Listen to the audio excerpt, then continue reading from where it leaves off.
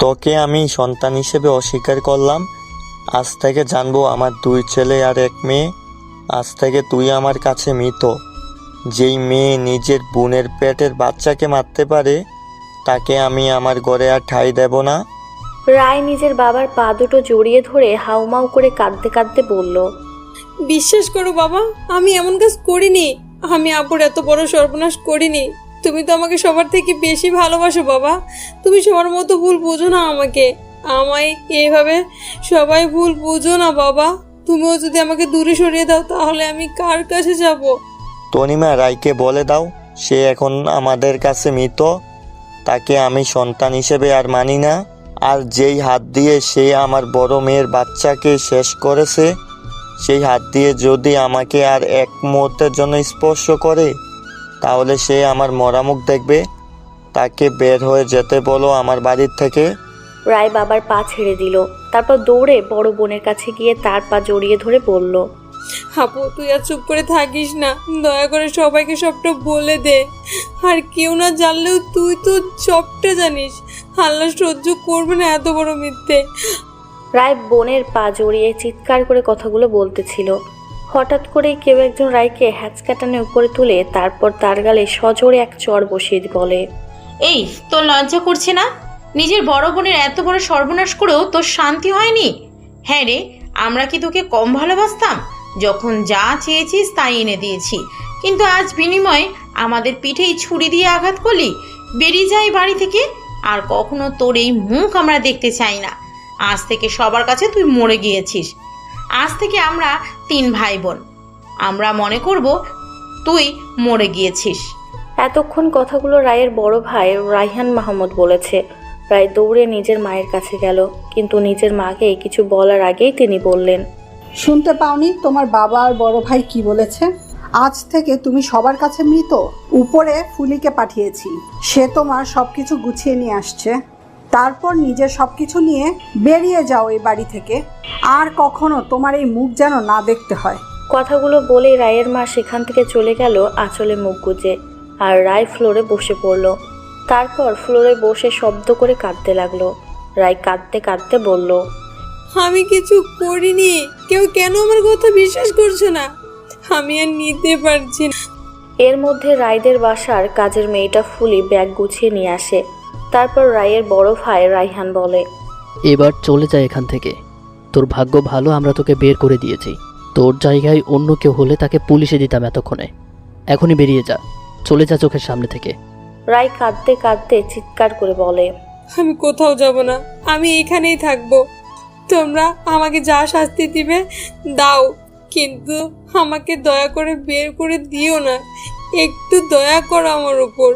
রায় নিজের মেজ ভাই ফয়সাল মাহমুদের কাছে দৌড়ে যেয়ে বলল, ভাইয়া তুই আর চুপ করে থাকিস না, আমাকে বিনা অপরাধে বের করে দিস না। তুই তো আমাকে অনেক ভালোবাসিস, তুই একটু সবাইকে বোঝা। রায়ের মেজ ভাই রায়কে এক পলক দেখে বলল, আজ তুই যা করেছিস তার কোনো ক্ষমা হয় না, চলে যা তুই। তখনই রায়ের বড় ভাই রায়কে টেনে নিয়ে যেতে লাগলো। আর রায় চিৎকার করে কাঁদতে লাগলো। রায় কাঁদতে কাঁদতে আবার বলল, আপু দয়া করে সত্যি স্বীকার করে নাও, আমাকে বিনা দোষে এত বড় শাস্তি দিও না। আল্লাহ সহ্য করবে না এত বড় পাপ।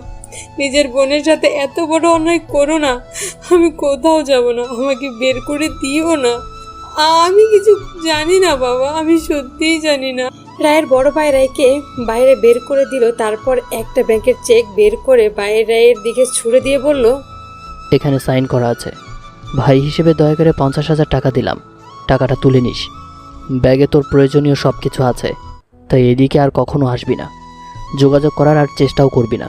মনে করবি আমরা সবাই মরে গিয়েছি। রায় কিছু বলবে তার আগেই ওর ভাই গেট লাগিয়ে দিল। রায় ফ্লোর থেকে উঠে গেট ধাক্কা দিতে লাগলো, কিন্তু কেউ এসে গেট খুলে দিল না। রায় তার বাবা আজাদ মাহমুদকে ডাকতে লাগলো। বড় ভাই রায়হান আর মেজ ভাইকে ডাকতে লাগলো, কিন্তু কেউ সাড়া দিল না। অতঃপর রায় নিজের ব্যাগ নিয়ে বেরিয়ে গেল বাসা থেকে। শহরে বড় হলে খুব একটা রাস্তাঘাট তার চেনা নেই। বড় 2 ভাই আর বাবা মায়ের বড্ড আদরে ছিল সে। কেউ কখনো একটা ফুলেও টোকা তার শরীরে লাগতে দেয়নি, কিন্তু তারাই আজ তাকে বিশ্বাস করলো না। একটা দীর্ঘ নিঃশ্বাস রায়ের বুক ভেদ করে বেরিয়ে এলো। রাস্তার পাশের ফুটপাতে বসে আছে রায়। কোথায় যাবে তা সে জানে না, শুধু এটাই জানে যে তার পরিবার তাকে ত্যাগ করেছে। সকাল থেকে না খেয়ে থাকায় শরীরটা ক্লান্ত লাগছে তার। হাতের মুঠোয় থাকা তার ভাইয়ের ছুঁড়ে দেওয়া টাকার চেকটা। প্রচণ্ড গরমে ঘামে শরীর ভিজে গেছে। 1 ঘন্টা আগেই বাড়ি থেকে রায় বের হয়ে চলে এসেছে। দরজার সামনে বসে প্রায় 2 ঘন্টা কান্না করার পরেও কেউ দরজা খুলেনি। তাই একসময় হতাশ হয়ে চলে এসেছে। রায় নিজের ওড়না দিয়ে কপালের ঘাম মুছে নিল। আশেপাশের মানুষগুলো কেমন করে যেন রায়ের দিকে তাকিয়ে আছে। রায় উঠে দাঁড়ালো আর হাঁটতে লাগলো। কিন্তু কোথায় যাবে সে? হঠাৎ করেই তার মনে পড়ল প্রিয় বান্ধবী সাইমার কথা। রায় একটু সাহায্যের জন্য বান্ধবীর বাড়ির দিকে হাঁটতে লাগলো। কিন্তু অনেক দূরের পথ হেঁটে যেতে হবে। একটা টাকাও রায়ের কাছে নেই যা খরচ করতে পারবে সে। ভাইয়ের দেওয়া টাকাটা সে গ্রহণ করবে না, তাতে তার সাথে যাই হয়ে যাক না কেন। রায় খুব জোরে নিজের পা চালিয়ে হাঁটতে লাগলো। প্রায় 1 ঘন্টা হাঁটার পর রায় প্রিয় বান্ধবীর বাসায় পৌঁছে গেল। কিন্তু পায়ের অবস্থা খারাপ। জীবনে এই প্রথম এতটা পথ হাঁটল সে। পরিবার ছাড়া একটা মানুষ যে কতটা অসহায় সেটা সেই জানে, যার পরিবার নেই। রায় কলিং বেল চাপ দিতেই একজন এসে দরজা খুলল। দরজা খুলে নিজের প্রাণপ্রিয় বান্ধবীকে বিধ্বস্ত অবস্থায় দেখে এক প্রকার চমকেই গেল সাইমা। রায় মলিন একটা হাসি দিল সাইমাকে দেখে। সাইমা নিজের বান্ধবীকে জড়িয়ে ধরে বলল, রায়, তোর এই কি হাল হয়েছে? তোর চোখ মুখের এই অবস্থা কেন? আমাকে 1 গ্লাস পানি দিবি সাইমা? আমার অনেক পানি পিপাসা লেগেছে রে। রায়ের সংকোচহীন আবেদন, চোখে টলমলে অশ্রু নিয়ে তার ছোট এ আবেদন, যা হয়তো কোটি টাকায় মেটানো যাবে না। সাইমা নিজের বান্ধবীকে ভিতরে নিয়ে গেল। তারপর এক প্রকার দৌড়ে পানি নিয়ে আসলো। রায় পানি পান করে একটা তৃপ্তির নিঃশ্বাস নিয়ে বলল, তোর এই উপকার কোনোদিন ভুলবো না রে। এখন পানি না পেলে হয়তো মরিয়ে যেতাম। সাইমার চোখ পড়ল হঠাৎ করে রায়ের পায়ের উপর। সাইমা ব্যস্ত কণ্ঠে বলল, রায়, তোর পায়ের এই কি হাল হয়েছে রে? তোর পায়ে পায়ে ফুলে গেছে কেন? রায় আবারও মলিন হেসে বলল, আরে এটা কিছু না, বাদ দে এসব। একটা সাহায্য চাইতে এসেছি তোর কাছে। আমার আজ তোর একটু সাহায্য অনেক দরকার রে। তুই আমার কাছে সাহায্য চাইছিস? বল না, তোর কি উপকার করব? জীবনে তো আমার জন্য কম করলি না, তোর জন্য তো অনেকের মতো স্বামী পেয়েছি। তোর উপকার কি ভুলে যাওয়ার মতন? তোর একটু উপকার করতে পারলে আমার নিজেকে অনেক হালকা মনে হবে। আমি কয়েকদিন এখানে থাকতে দিবি সাইমা? আমি কথা দিচ্ছি কয়েকদিন পরে চলে যাব এখান থেকে। খরচ নিয়ে চিন্তা করিস না, আমি কাজ করে যা খরচ হয় দিয়ে দিব। রায় সাইমার হাত দুটো ধরে অনুরোধের কণ্ঠে একটু আশ্রয় চাইল। চোখ থেকে ঝরে পড়ল এক ফোঁটা কষ্টের অশ্রু। সাইমা নিজের হাত ছাড়িয়ে বলল, কিসব পাগলের মতো বলছিস? নিজের বাসা থাকতে এখানে কেন থাকবি তুই? কি হয়েছে তোর? কাকু কিছু বলেছে তোকে? নাকি রাগ করে চলে এসেছিস? তুই বসে থাক, আমি কাকুকে কল করছি। সাইমা নিজের ফোনে থেকে কল করবে, ঠিক সেই সময় রায় বলল, বাবাকে কল করিস না।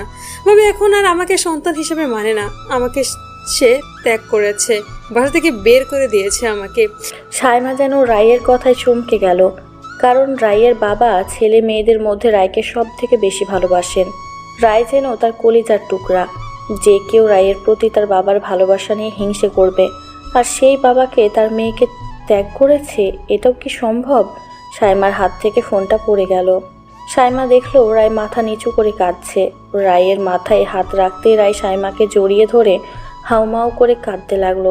অতঃপর রায় আবারও বলল, আমি কিছু করিনি, বিশ্বাস কর তুই।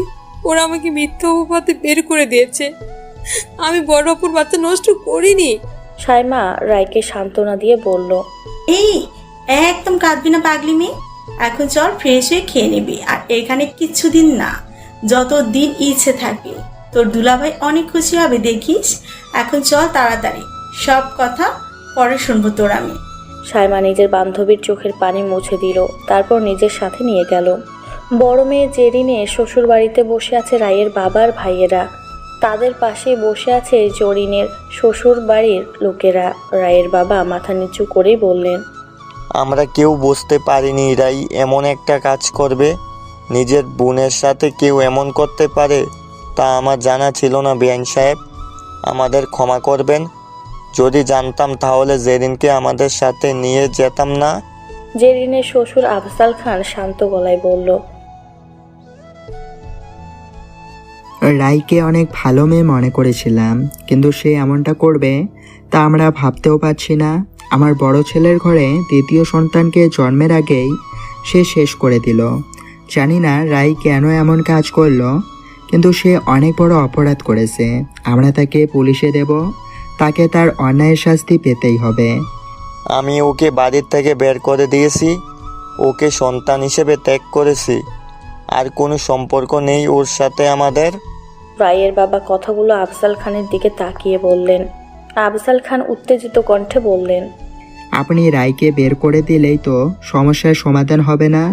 সে আমার ছেলে আর বৌমার যা ক্ষতি করেছে তা কখনো কি ক্ষমার যোগ্য? আমার বড় ছেলে এই কষ্ট কিভাবে নেবে বুঝতে পারছেন? ছেলেটা 1 মাস হলো বিদেশে গেছে ব্যবসার কাজে। আমার ছেলে এগুলো নিতে পারবে না। রাইকে নিজের মেজো ছেলে আবরারের জন্য নিয়ে আসতে চেয়েছিলাম। আবরার যদি এগুলো জানতে পারে তাহলে তার কি হবে একবার ভেবে দেখুন। পাগল হয়ে যাবে সে। আবরার রাইকে যতই পছন্দ করুক, রাইয়ের এই অন্যায় সে কিছুতেই মানবে না। আমার 3 ছেলের মধ্যে 2 ছেলের কষ্ট বাবা হয়ে কিভাবে দেখব আমি? আর ভাবতে পারছি না ছেলেদের এই ঘটনা কিভাবে জানাবো আমি। আবরার কাল আমাদের দেখে যথেষ্ট সন্দেহ করেছে, তাকে কিভাবে বলবো রাইয়ের এই কাজের কথা? রায় জানালার পাশে বসে আছে। দূর আকাশের দিকে তার দৃষ্টি। চোখের কোণে পানি শুকিয়ে দাগ হয়ে গেছে। রায়কে বিষণ্ণ দেখে সাইমা তার ঘাড়ে হাত রাখতেই কিছুটা চমকে গেল রায়। সাইমার দিকে এক পলক তাকিয়ে আবারও বাইরে তাকালো রায়। কোনো কিছুই যেন তার ভালো লাগছে না। সাইমা রায়কে আদুরে গলায় বলল, এবার আমাকে শুরু থেকে বলতো কি হয়েছে? কাকু তো এমন না, হঠাৎ করেই তোকে কেন বাড়ি থেকে বের করে দিল? কি হয়েছে সবটা খুলে বল আমাকে। রায় একটা দীর্ঘ নিঃশ্বাস নিয়ে বলল, 2 দিন আগে বিকেলের দিকে আমি রান্না করে নিজের জন্য নাস্তা তৈরি করছিলাম। বাসায় তেমন কেউ ছিল না, আমি, আপু, বড় ভাবি আর মা ছিল বাড়িতে। হঠাৎ করে আপু আমাকে তার ঘরে ডেকে ডাক দেয়। আপুর ঘরে যেতে আপু আমাকে বলে সে স্যুপ খাবে। আমি তার কথা মতো স্যুপ বানিয়ে নিয়ে যাই। আপুকে স্যুপ দিয়ে আমি আমার নিজের কাজ করতে চলে আসি। সব ঠিকঠাকই ছিল। হঠাৎ করে আপু ঘর থেকে চিৎকার আওয়াজ আসে। আমি প্রথমে দৌড়ে আপুর ঘরে যাই। ঘরে যেয়ে দেখি আপু কাছে নিজের পেট ধরে। এর মধ্যে মা আর ভাবি চলে আসে। আপু নাকি খুব পেটে ব্যথা করছে। আমরা তাড়াতাড়ি বাবাকে কল দিই। বাবা বাইরে থেকে তাড়াতাড়ি বাসায় চলে আসে। আমরা আপুকে হসপিটালে নিয়ে যাই যত তাড়াতাড়ি সম্ভব। ততক্ষণে বড় ভাই আর মেজো ভাইয়া চলে আসে। আপুকে হসপিটালে নেওয়ার পর জানতে পারি আপুর পেটের বাচ্চা নষ্ট হয়ে গিয়েছে। মেডিকেল টেস্টের পর ডাক্তার জানায় আপুর বাচ্চা নাকি ওষুধের প্রভাবে মারা গেছে। কিন্তু আমাদের জানা মতে আপু ওই রকম কোনো ওষুধই খায়নি। অতঃপর ডক্টর আপুকে জিজ্ঞেস করলো ব্যথা শুরু হওয়ার আগে কিছু খেয়েছে কিনা। আপু বলে দেয় সে স্যুপ খেয়েছিল। বাবা সেই স্যুপ মেডিকেল টেস্ট করে ল্যাবে পাঠায়। আর আপুর শ্বশুর শাশুড়ি সবাই খবর পাঠানো হয় ততক্ষণে। আপুকে এতদিন হসপিটালে রাখার পর বাসায় নিয়ে আসে বাবা। আর আজ ল্যাব টেস্ট পরীক্ষা আসে। রিপোর্ট অনুযায়ী স্যুপের মধ্যে বাচ্চা নষ্ট করার ওষুধ মেশানো ছিল। আর সেই স্যুপটা আমি নিজে বানিয়েছি, কিন্তু আমি জানি না ওটা কিভাবে এলো। আমি শুধু এটুকুই জানি আমি কোনো প্রাণকে হত্যা করিনি। এত করে বোঝাতে চাইলাম, কেউ বুঝলো না। সাইমা উত্তেজিত কণ্ঠে বলল, কি সব বলছিস তুই? আচ্ছা মনে করে দেখ তো, ওই দিন তুই ছাড়া কি আর কেউ ছিল রান্নাঘরে? কেউ ছিল না। মা নিজের ঘরে শুয়েছিল। হুলিকে দোকানে পাঠিয়েছিল বড় ভাবি ওষুধ কিনতে। আর বড় ভাবি তার ছেলের সাথে ঘরে খেলা করছিল। আমি ছাড়া আর কেউ ছিল না রান্নাঘরে। সাইমা রায়ের ঘাড়ে হাত রেখে বলল, আবরার স্যার কি জানি ব্যাপারে? রায় টলমল চোখে সাইমার দিকে তাকিয়ে বলল, আমি জানি না সে জানে কিনা, তবে মানুষটা ভেঙে পড়বে রে। মানুষটা এগুলো সহ্য করতে পারবে না। উপর থেকে যতই কঠিন থাকুক, আমি তো জানি ওই কতটা ভালোবাসে আমাকে। আমি কোন মুখে মানুষটার সামনে দাঁড়াবো, কিছু মাথায় আসছে না। রায় সাইমাকে ধরে আবারও কাঁদতে লাগলো। সাইমা রায়ের পিঠে হাত বুলিয়ে দিতে লাগলো। অপরদিকে কেউ একজন ফোনে কথা বলছে। হাসতে হাসতে সে বলল, আরে চিন্তা করিস না, এবার এমন চাল দিয়েছি যে সাপও মরবে আর লাঠিও ভাঙবে না। নিজের অধিকার খুব ভালো মতো বুঝে নিতে পারি আমি। সামনে দেখে যা আরও কি কি হয়। রায়ের কাছ থেকে ওর সব সুখ কেড়ে নেব আমি। ওকে লাশ বানিয়ে রাখবো। এমন হাল করব, না পারবে বলতে আর না পারবে সহ্য করতে। এখন খোঁজ নে তাড়াতাড়ি কোথায় আছে।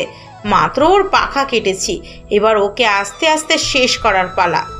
আর আমাদের আবরার কানে তার প্রিয় তোমার করা কুকর্মের কথা পৌঁছানোর ব্যবস্থা কর তাড়াতাড়ি। কথাগুলো বলেই ফোনটা রেখে দিল এই অপরিচিত মানুষটা। রাত ঘড়িতে 9টা বাজে। দূরে দাঁড়িয়ে থাকা ল্যাম্পপোস্টের দিকে রায় তাকিয়ে আছে। ল্যাম্পপোস্টের আলোতে ব্যস্ত নগরে দেখছে সে, কোনো কিছুই থেমে নেই, কারোর জন্য কিছু থেমেও থাকে না। আচ্ছা, সে যদি না থাকে তাহলে কি হবে? সবাই কি ভুলে যাবে তাকে? রায় ভেবে পায় না। ধ্যান ভেঙে যায় সাইমার স্বামী অনিকের ডাকে।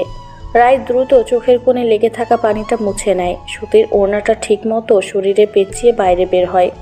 বাইরে এসে দেখে সাইমা টেবিলে খাবার পরিবেশন করছে, আর একটা চেয়ারে অনেক বসে আছে। রায়কে দেখেই একটা মুচকি হাসি দেয় সে। একটা সময় অনেক সাহায্য করেছে রায় তাকে, তা কখনো ভুলবে না সে। অনেক রায়কে ডাক দেয়। আরে রাই, দাঁড়িয়ে আছো কেন? তোমার বান্ধবী কিন্তু সব তোমার পছন্দের রান্না করেছে আজ, তাই দ্রুত খাওয়া শুরু করো। রায় একটা চেয়ার টেনে বসে পড়ে। রায় হয়তো এই ব্যবহারগুলো আশা করেনি। লোকে হয়তো ঠিকই বলে আপনের থেকে পর ভালো, আর পরের থেকে জঙ্গল ভালো, তাই হয়তো তার আপন মানুষগুলো তাকে বোঝেনি। অপরদিকে কেউ একজন রায়ের ফোনে কল দিয়েই চলেছে, কিন্তু বারবার ফোনটা বন্ধ বলছে। মানুষটা অধৈর্য হয়ে পড়ে। আজ সারাদিন কোনো কথা হয়নি রায়ের সাথে তার। ভার্সিটিতেও আজ 3 দিন মেয়েটা চায় না। মেয়েটা কি তাকে এড়িয়ে চলছে? যদি এমন হয় তাহলে কানের নিচে দেবে 2 চড়। মেয়েটাকে 1000বার বকা দিয়েও মানুষ করতে পারল না ছেলেটা। আর এই ছেলেটার কেউ নয়, আবরার খান জয়। আবরার আকাশের দিকে তাকিয়ে একটা দীর্ঘ নিঃশ্বাস নেয়। তারপর ফোন দেয় রায়ের বড় ভাই রাইহান মাহমুদের ফোনে, কিন্তু সেও ফোন রিসিভ করে না। এবার আবরার বেশ রেগে যায়। সারাদিন ভার্সিটিতে ক্লাস নিতে হয়, সময় পেলে বাবার অফিসেও যেতে হয়, সকাল থেকে রাত পর্যন্ত কাজের উপর থাকতে হয়। সারাদিন পর যদি প্রিয় মানুষটার খোঁজ ঠিকমতো না পাওয়া যায় তাহলে যে কোনো মানুষের রাগ হবে প্রচুর। আবরার আর এক মুহূর্ত অপেক্ষা করে না, নিজের ঘর থেকে বেরিয়ে যায়। আবরার সিঁড়ি দিয়ে নামতে নামতে নিজের মাকে বলে, মা, আমি একটু রায়হান ভাইদের বাসায় যাচ্ছি, চলে আসবো তাড়াতাড়ি। তোমরা ঘুমিয়ে যেও, আমার জন্য অপেক্ষা করতে হবে না। আবরার মা আনিলা বেগম পেছন থেকে বললেন, তুমি ওই বাড়িতে যেতে পারবে না আবরার। আবরার পেছনে ফিরল। সে কিছু বলবে তার আগেই আনিলা বেগম বললেন, আমি জানি তুমি কেন যেতে চাইছো, কিন্তু তুমি যার জন্যে যাবে সে এখন ওই বাড়িতে নেই, এমনকি কোথায় আছে সেটাও কেউ জানে না। আবরার কিছুটা অবাক হয়ে গেল তার মায়ের কথা শুনে। আবরার কিছু বুঝলো না, তাই নিজের মায়ের কাছে যেয়ে বলল, তোমার কথা ঠিক বুঝলাম না মা। রায়াকে বাড়ি থেকে আজ সকালেই বের করে দিয়েছে ওর বাবা। আবরার চমকে ওঠে মায়ের কথায়। সে যেন অবাকের চরম পর্যায়ে পৌঁছে গেছে। আনিলা বেগম ছেলের কাছে এসে বললেন, তোকে যে কিভাবে কথাগুলো বলবো বাবা জানি না। রায়ের সাথে ওর বাবা মায়ের এখন কোনো সম্পর্ক নেই। 3 দিন আগেই বড় দুর্ঘটনা ঘটে গেছে। তুই শুনলে বিশ্বাস করবি না বাবা, তোর বড় ভাইকে কিছুই জানায়নি। আবরার মায়ের দিকে তাকিয়ে বলল, যা বলার পরিষ্কার করে বলো, আমি তোমার কথার কিছুই বুঝতে পারছি না। আবরার মা ছেলেকে সোফায় বসিয়ে নিজের ঘরে গেলেন। একটু পরে ফিরে এলেন একটা ফাইল হাতে নিয়ে। তার সাথে আফজাল খানও এসেছে। আবরার অধৈর্য হয়ে পড়েছে। অতঃপর নিজের মায়ের কাছে যেয়ে বলল, মা, দয়া করে আমাকে তাড়াতাড়ি বলো কি হয়েছে। আফজাল খান ছেলেকে বসালেন, তারপর এক এক করে সব বলতে লাগলো। সব শুনে আবরার শরীর থেকে ঘাম ছুটে গেছে। এসির মধ্যে থাকার পরেও সে ঘেমে গেছে। আবরার হাত দিয়ে কপালের ঘাম মুছে বলল, আমি এসব বিশ্বাস করি না, রায় এমনটা করতে পারে না। আফজাল খান ছেলের কাছে যেয়ে বললেন, রায় নিজের হাতে চেরিনের এত বড় ক্ষতি করেছে, তাও তুমি ওর পক্ষে কথা বলছো। তোমাকে আর কি বলবো, তুমি তো অনেক আগেই পাগল হয়ে গেছো। বিশ্বাস না হলে রিপোর্টগুলো দেখে নাও আবরার। আবরার বাবার কথা মতো রিপোর্টগুলো দেখতে লাগলো। আবরার রিপোর্টগুলো দেখে নিজের ঘরে চলে গেল, একটা কথাও বলল না। অপরদিকে রায়ের বাবা নিজের ঘরে শুয়ে আছেন, তার পাশে সবাই বসে আছে। তার শরীরটা ভালো নেই বিকেলের পর থেকে বুকটা নাকি ভীষণ ব্যথা তাই বড় ছেলে রাইহান পরিচিত একজন ডাক্তারকে নিয়ে ডাক্তার তাকে চেক আপ করে বললেন, অতিরিক্ত চিন্তার জন্য বুকে ব্যথা বেড়েছে হয়তো। রোগীর এখন চিন্তামুক্ত থাকা জরুরি। এর আগেও যেহেতু একবার হার্ট অ্যাটাকের অপারেশন হয়েছে, তাই একটু ঝুঁকি কিন্তু আছে। আমি কিছু ওষুধ লিখে দিলাম, এগুলো নিয়ে এসো, খাইয়ে দিন। ডাক্তার চলে যেতে রায়ের বড়ভাবে বলল, রায়হান, আমি তোমাকে বারবার বলেছিলাম রায়কে বের করে দিও না। মেয়েটা না হয় একটা ভুল করেই ফেলেছে, তার জন্য বের করে দিতে হবে কেন? দেখেছো বাবা অসুস্থ হয়ে পড়েছেন, আমার কথা তো কখনো শুনতে চাও না। এখন যা ইচ্ছে করো তোমরা। রায়ের ভাবি চলে গেল নিজের ঘরে। রায়ের মা আঁচলে মুখ গুজে কাঁদতে লাগলেন। তার সুখের সংসারে যে কার নজর লাগলো তা আল্লাহ ছাড়া কেউ জানে না। বড় মেয়ে নিজের বাচ্চাকে হারিয়ে পাথর হয়ে গেছে, কারোর সাথে কথা বলে না। ছোট মেয়েকে বাড়ি ছাড়তে হয়েছে, আর এখন স্বামী অসুস্থ। চোখের সামনে তার সংসারে ফাটল ধরেছে, যা চাইলেও তিনি থামাতে পারছেন না। অন্ধকার রাত, চারিদিকে নিস্তব্ধ পরিবেশ। আবরার বারান্দায় দাঁড়িয়ে আছে, এক হাতে তার ফোন, অন্য হাতে জ্বলন্ত সিগারেট। আবরার মনটা কেন যেন বড্ড অশান্ত লাগছে। একটা বার রায়ের কণ্ঠটা শুনতে বড্ড মন চাইছে। আবরার আবারও রায়ের ফোনে নাম্বারে কল করে, কিন্তু বারবারের মতো হতাশ হলো। আকাশের দিকে তাকিয়ে আবরার মনে পড়ল সেই প্রথম দর্শনের কথা, যেই দিন সে প্রথম রায়কে দেখেছিল বৃষ্টিস্নাত সময়ে। 5 বছর আগের কথা। চারিদিকে মুষলধারে বৃষ্টি হচ্ছে। একটু পর পর মেঘের বিকট গর্জনে কেঁপে উঠছে শহর। রাস্তা প্রায় জনমানবহীন। আবরার তখন ভার্সিটি শেষ করে বেরিয়েছে। বলতে গেলে তখন সে একেবারে বেকার। সারাদিন বন্ধুদের সাথে আড্ডা দেওয়াই যেন তার একমাত্র কাজ। আজকেও বের হয়েছিল আড্ডা দিতে, কিন্তু মাঝপথেই বৃষ্টি। তার মধ্যে গাড়ির তেল যে প্রায় শেষের দিকে, সেই কথা তার মনেই ছিল না। তাই অঘটন ঘটেই গেল মাঝ রাস্তায়। আবরার প্রায় 1 ঘন্টা গাড়িতে অপেক্ষা করলো বৃষ্টি থামার জন্য, কিন্তু বৃষ্টি তো থামলো না, উল্টো বৃষ্টির বেগ বেড়ে গেল। তাই বিরক্ত হয়ে এক প্রকার গাড়ি থেকে বেরিয়েই গেল। বৃষ্টির ফোঁটা গায়ে পড়তেই আবরার শরীর শিরশির করে উঠল। একটু দূরেই একটা চায়ের দোকান দেখতে পেল আবরার, তাই অপেক্ষা না করে দৌড়ে গেল দোকানের দিকে। দোকানের ভেতর যেতেই আবরার দেখতে পেল একটা মেয়ে বসে আছে একটু দূরে, গায়ের ওড়নাটা দিয়ে শরীর ঢেকে বসে আছে সে। আবরার স্পষ্ট খেয়াল করলো মেয়েটা তার আগমনে কিছুটা ভয় পেয়েছে। আবরার মেয়েটার দিকে এক পলক তাকিয়ে চোখ সরিয়ে নিল, তবে মেয়েটার মুখ দেখতে পেল না, কারণ মেয়েটা একটু বেশি মাথা নিচু করে বসে আছে। মেয়েটা হয়তো স্কুল কলেজে পড়ে, পোশাকে ঠিক তেমনই মনে হলো আবরার। মেয়েটা কাঁধের ব্যাগটা বুকের সাথে চেপে ধরে বসে আছে এক কোনায়। আবরার সেই দিকে আর পাত্তা দিল না। প্রায় 10 মিনিট দাঁড়িয়ে থাকার পরেও বৃষ্টি থামছে না। আবরার কেন যেন আবার পেছনে ঘুরে মেয়েটাকে দেখলো। আবরার দেখলো মেয়েটা একটা ডায়েরিতে কিছু লিখছে। আবরার নিজের দৃষ্টি আবার সরিয়ে নিল আর বৃষ্টিতে ভেজা শহর দেখতে লাগলো। হঠাৎ করে একটা মিষ্টি কণ্ঠ আবরার কানে ভেসে এলো। কণ্ঠের মালিক আবরারকে বলল, ভাইয়া শুনছেন? আবরার এই কণ্ঠটা উপেক্ষা করতে পারল না, তাই পেছনে ঘুরে দাঁড়ালো। মেয়েটা এবার মাথা উঁচু করেই তার দিকে তাকিয়ে আছে। আবরার এবার অচেনা মেয়েটার মুখ স্পষ্ট দেখতে পেল। কেন যেন তার বুকের মাঝে হঠাৎ ধক করে একটা শব্দ হলো। আবরার কাজল লেপটে যাওয়া দুটো চোখ দেখে অবাক হয়ে গেল। সে তাকিয়ে রইল সেই চোখের দিকে। চোখে মোটা ফ্রেমের চশমা, বাম চোখের পাশে একটা ছোট কাটা দাগ। গায়ের রং ফর্সা নয়, কিছুটা তামাটে। 2 কানের পাশে ছোট 2টা বেনি, একটু বেশি ছোট বেনি দুটো। গাল দুটো একটু ভারী, যা তাকে একটু বেশি সুন্দর করে দিয়েছে। আবরার এলোমেলো চিন্তার মাঝে মেয়েটা আবারও ডাক দিল, ভাই আমাকে একটু সাহায্য করবেন? আবরার ধ্যান ভাঙলো, তারপর নিজেকে সামলে বলল, কি সাহায্য করব তোমার?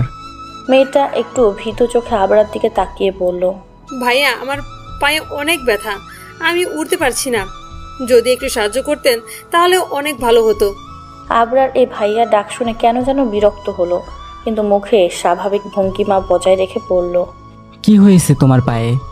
মেয়েটা মাথা নিচু করে বলল, পা পিছলে রাস্তায় পড়ে গিয়েছিলাম আর পায়ে ব্যথা পেয়েছি, একটু সাহায্য করবেন আমাকে ভাইয়া? আবরার একটু চুপ থাকলো, তারপর মুচকি হেসে বলল, তুমি এইখানে 5 মিনিট অপেক্ষা করো, আমি এখনই আসছি। সামনে যেয়ে দেখি একটা রিক্সা পাই কিনা। যা বৃষ্টি পড়েছে তাতে এই পা নিয়ে বাড়ি যেতে অসুবিধা হবে তোমার। আবরার মেয়েটার উত্তরের অপেক্ষা করলো না। অচেনা মেয়েটার সাহায্যের জন্য বৃষ্টির মধ্যে বেরিয়ে গেল, আর মেয়েটা অবাক চোখে তাকিয়ে রইল আবরার দিকে। প্রায় 10 মিনিট পর আবরার একটা রিক্সা নিয়ে ফিরে এলো। এদিকে বৃষ্টিও থেমে গেছে। আবরার দোকানের ভেতর তাকিয়ে দেখলো কেউ নেই। বেশ হতাশ হয় সে। মেয়েটা নিজেই সাহায্য চাইলো, আবার কিছু না বলেই চলে গেল। বেশ রাগ হলো আবরার, তাই রাগ সামলাতে না পেরে বলেই ফেললো অকৃতজ্ঞ। আবরার বেশ রাগ নিয়ে দোকান থেকে বেরিয়ে যাবে, হঠাৎ চোখ গেল কাঠের টুলের উপর, সেখানে একটা ডায়েরি পড়ে আছে। একটু ভালো করে তাকাতেই চিনতে পারলো আবরার। তারপর আনমনেই বলল, এটা তাহলে অকৃতজ্ঞ মেয়েটাই ফেলে রেখে গেছে। যেখানে নিজের খেয়াল রাখতে পারে না সেখানে ডায়েরি তো কিছুই না। আবরার কিছু না ভেবে নিয়ে নিল। তারপর রিকশায় চেপে বসে নিজ গন্তব্যে রওনা দিল। সেই দিন আর আড্ডা দেওয়া হয়নি আবরার। ম্যানেজারকে ফোন করে গাড়ি নিয়ে যাওয়ার ব্যবস্থা করে আর তারপর বাসায় চলে আসে। বাসায় এসে ফ্রেশ হয়ে আসতেই মনে পড়ে ডায়েরিটার কথা। টেবিলের পাশে রাখা ডায়েরিটা হাতে তুলে নেয় আবরার। ডায়েরিটা খুলতেই চমকে ওঠে আবরার। প্রথম পৃষ্ঠায় অকৃতজ্ঞ মেয়েটার একটা ছবি লাগানো। আবরার বেশ রাগ হয় মেয়েটাকে দেখে, কিন্তু তবুও সে তাকিয়ে রইল এই শান্ত মেয়েটার দিকে। দুনিয়ার সব পবিত্রতা যেন এই তামাটে রঙের চশমা বলের মুখে রয়েছে। আবরার আনমনেই হেসে ফেলে। তারপর ডায়েরিটা পড়তে শুরু করলো একটু একটু করে। আর যতই সে পড়তে লাগলো তার থেকেও বেশি অবাক হতে লাগলো।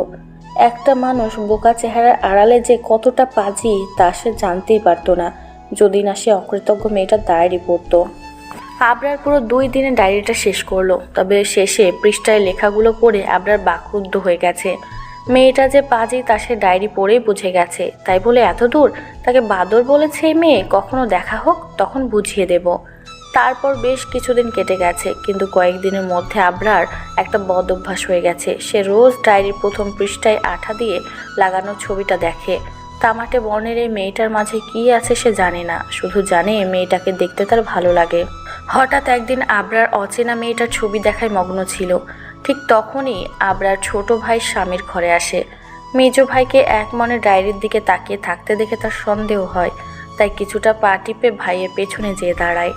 ভাইয়ের ঠোঁটের কোণে লেগে থাকা মুচকি হাসিটাও তার চোখে পড়ে। বদরাগী ভাইয়ের পেছনে গিয়ে দাঁড়াতেই স্বামী চমকে যায়। এই কি দেখছে সে? তার খিটখিটে মেজাজের ভাই একটা মেয়ের ছবি দেখে হাসছে। শুধু তাই নয়, আশেপাশে যে কেউ আছে সেই দিকেও খেয়াল নেই তার। স্বামীরের মাথায় একটা দুষ্ট বুদ্ধি এলো। আবরার তাকে পড়ালেখার জন্য অনেক মেরেছে, তাই আজ একটু শোধ নেবে সে। স্বামীর অপেক্ষা করলো না, আবরার হাত থেকে হঠাৎ করেই ডায়েরিটা কেড়ে নিল। আর আবরার হঠাৎ আক্রমণে চমকে উঠল, কিন্তু ততক্ষণে স্বামীর পালিয়েছে ডায়েরি নিয়ে। আবরার চেয়ার ছেড়ে দৌড় দিল স্বামীরের পিছনে। আবরার রাগ ভরা কণ্ঠে পেছন থেকে বলল, সামির, ডায়েরি দিয়ে দে, নইলে কিন্তু অনেক খারাপ হবে। ইচ্ছা করে মার খাস না, বলে দিলাম। স্বামীর তবুও থামলো না, দৌড়ে চলে গেল রান্নাঘরে। রান্নাঘরে যেয়ে মায়ের শাড়ির আঁচলের নিচে ঢুকে পড়ল।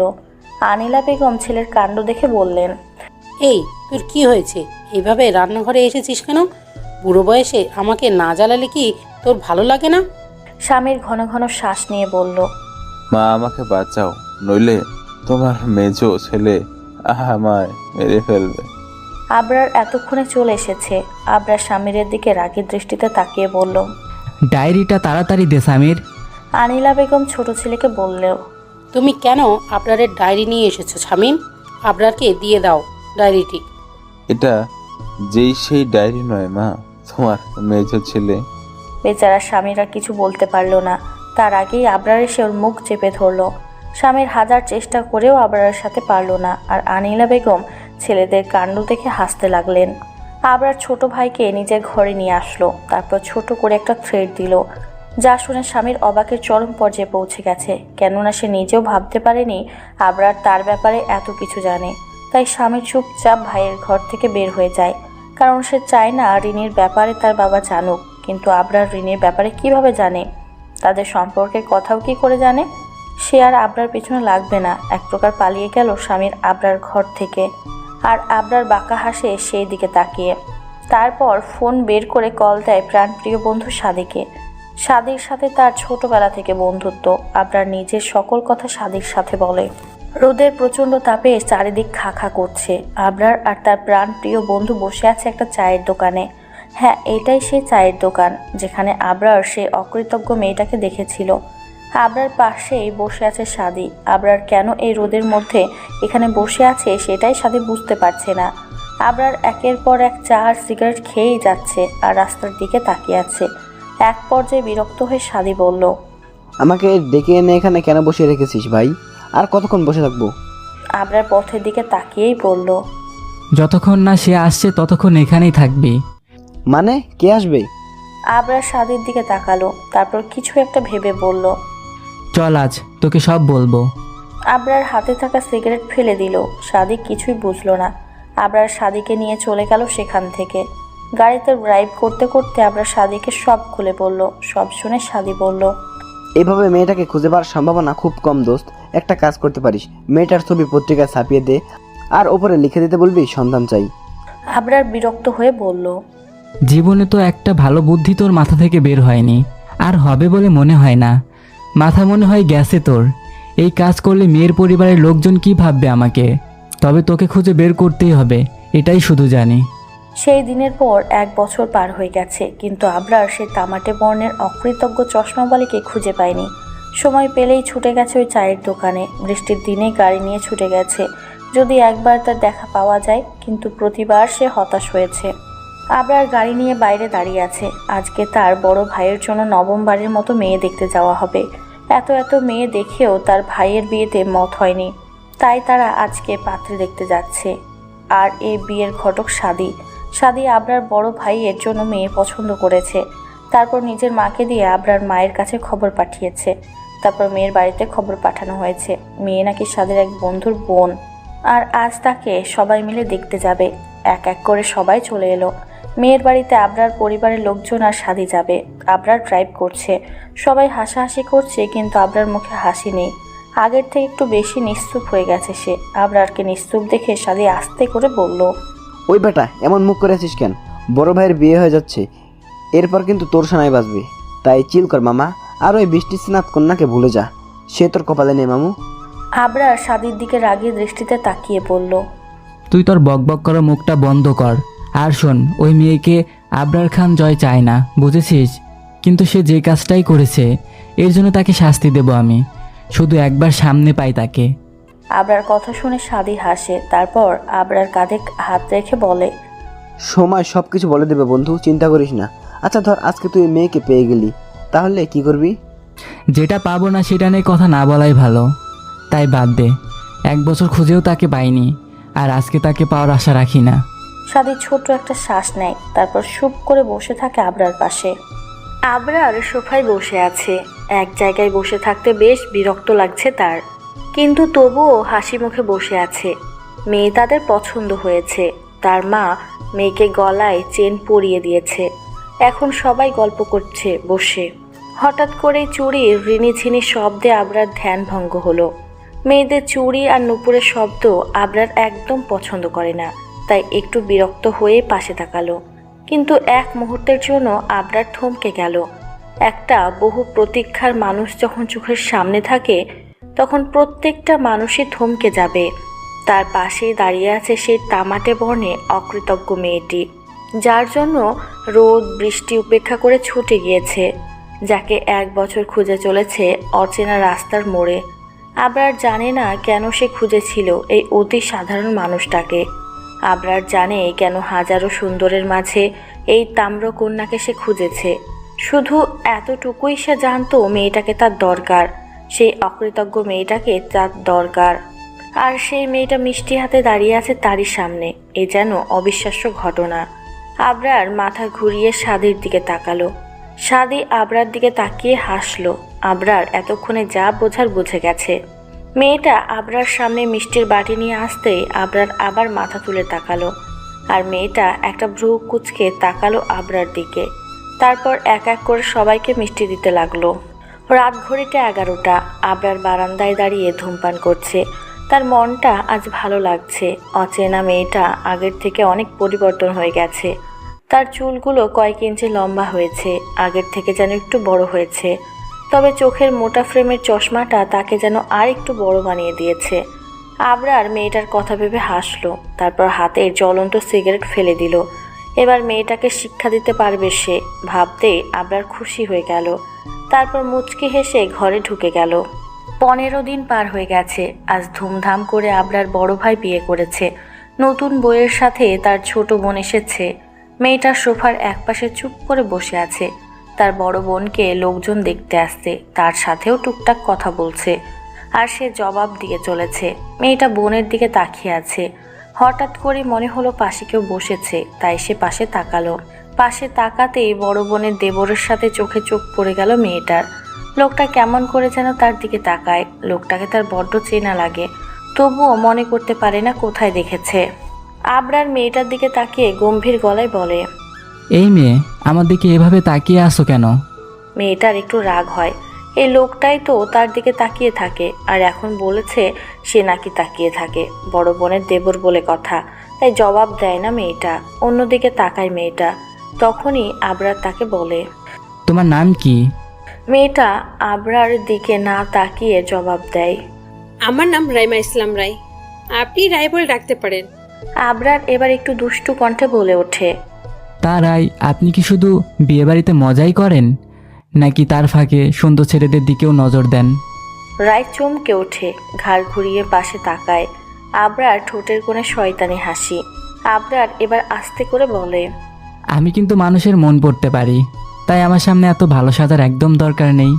রায় আবরার দিকে তাকিয়ে নিজের চশমা ঠিক করে। তারপর রায় কিছু বলবে তার আগেই আবরার সেখান থেকে উঠে চলে যায়, কিন্তু যেতে যেতে বলে, আপনার থেকে ওই চশমাটা বড়, ওই চশমাটা সামলে রাখবেন, 4 চোখ।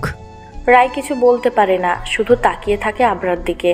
রায় বোনের সাথে তার শ্বশুর বাড়িতে এসেছে আজ 2 দিন। বউ ভাত গতকাল শেষ হয়েছে, আজকে তারা নিজেদের বাসায় চলে যাবে। রায় যেন এই বাড়ি থেকে গেলেই বাঁচে। আবরারকে এখন এক প্রকার ভয় পায় সে। রায় যে মাঝে মাঝে মিষ্টি জাতীয় খাবার চুরি করে খায় এটা কেউ জানে না, কিন্তু গতকাল আবরার মা যখন রায়ের কাছে এক বাটি পায়েস নিয়ে আসে তখন রায় ভদ্রতা বজায় রাখতে খেতে চায় না, কিন্তু হঠাৎ করেই আবরার সেখানে এসে বলে ওঠে, লোকের সামনে খাই না, কিন্তু সুযোগ পেলে ছাড় দেই না। রায় আবরার কথায় আবারও চমকে ওঠে। রায় তখন বিশ্বাস করেই নেয় যে আবরার সকালের মনের কথা বুঝতে পারে, তাই কাল থেকেই আবরারকে সে এড়িয়ে চলছে। অতঃপর রায় চলে যায় নিজের বাসায়। তবে যাওয়ার আগে আশেপাশে আবরারকে খোঁজে, কিন্তু কোথাও না দেখে নিশ্চিন্তে ফিরে যায়। কিন্তু আবরার যে নিজের ঘরের জানালা দিয়ে তার সব ভণ্ডামি দেখেছে এটা রায় বুঝতেও পারে না। এভাবেই দিন যাচ্ছে রায়ের। পড়ালেখায় বরাবরের মতো লাড্ডু সে। লেখাপড়া করতে তার ভালো লাগে না, তবে গল্প পড়তে ভীষণ ভালো লাগে তার, তাই সময় পেলেই গল্পের বই নিয়ে বসে যায়। দেখতে দেখতে 1 বছর পেরিয়ে যায়। কিছুদিন আগে রায়ের উচ্চ মাধ্যমিক পরীক্ষা শেষ হয়েছে। পরীক্ষা ভালো হয়নি, তবে পাশ করবে সে, আর পাশ করাই তার মূল লক্ষ্য। এত ভালো রেজাল্ট করে কিচ্ছু হবে না, তাই সে রিল্যাক্সে থাকে সব সময়। বাবা আর বড় ভাবি যেখানে আছে সেখানে তার কোনো চিন্তা নেই, ভাইয়েরা তার কিছুই করতে পারবে না।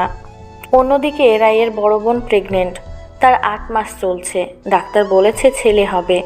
রায়ের বড় ভাইয়ের ঘরেও ছেলে হয়েছে কয়েক মাস আগেই, আর এখন বড় বোনের বাবু হবে। সবার আনন্দের যেন শেষ নেই। আজ তার বড় বোনের শ্বশুরবাড়ির লোকজন আসবে। রায়ের বড় দোলা ভাই আরহাম খান বড্ড ভালো। রায় তার মা আর ভাবির সাথে টুকটাক সাহায্য করে, তারপর চলে যায় নিজের ঘরে। গোসল করার পরেও যেন শরীর থেকে গরমের রেশ কাটে না তার মধ্যেই ছোট চুলগুলো যেন আরেক ঝামেলা। মাঝে মাঝে ইচ্ছে করে টাক হয়ে যেতে, তবে যদি একটু শান্তি পেত সে। রায় ভেজা চুলে একটা ক্লিপ দিয়ে আটকে নেয়। তারপর ড্রয়িং রুমে আসতেই বুঝে যায় মেহমান এসে গেছে। রায় সবাইকে সালাম দেয়, হাসি মুখে কথাও বলে, কিন্তু ভুলেও আবরার দিকে তাকায় না। কিন্তু লোকটা যে তার দিকেই তাকিয়ে আছে এটা রায় বুঝতে পারছে। রায়ের গলা শুকিয়ে আসে, তাই কাউকে কিছু বুঝতে না দিয়ে আস্তে করে উঠে টেবিলের কাছে আসে। তারপর তাড়াতাড়ি করে 1 গ্লাস পানি খেয়ে নেয়। রায় পানি পান করে একটা স্বস্তির নিঃশ্বাস নেবে, ঠিক তখনই আস্তে করে কেউ একজন বলে ওঠে, বাহ, আজকাল আমার ভয় তাহলে গলাও শুকিয়ে যায়। ভালো উন্নতি হচ্ছে দিনকে দিন। রায় অসহায়ের মতো পাশে তাকায় আবরার দিকে। এই লোকটা তার সব কিছু কিভাবে বুঝে যায়। রায়ের রাগ প্রচুর হয়। আবরার রায়ের দিকে তাকিয়ে হাসে, তারপর বলে, আমিও কিন্তু পানি খেতে এসেছি, একটু পানি ঢেলে দেবেন? এই কথাটা আবরার স্বাভাবিকভাবেই বলে, যেন কেউ কিছু বুঝতে না পারে। রায় পানি ঢেলে দিতেই আবরার পানি খেতে শুরু করে। রায় চলে যায় সেখান থেকে। আবরার ঠোঁটের কোণের বাঁকা হাসিটা রায় দেখতে পায় না। দেখবে কি করে, আবরার তো নিজেই তার কাছে অজানা। রায়ের পরীক্ষার রেজাল্ট বের হয়েছে, খুব একটা খারাপ রেজাল্ট করেনি। তার মা তনিমা বেগম মেয়েকে একটু বকা দিয়েছে, কিন্তু তার বাবা এতেই খুশি।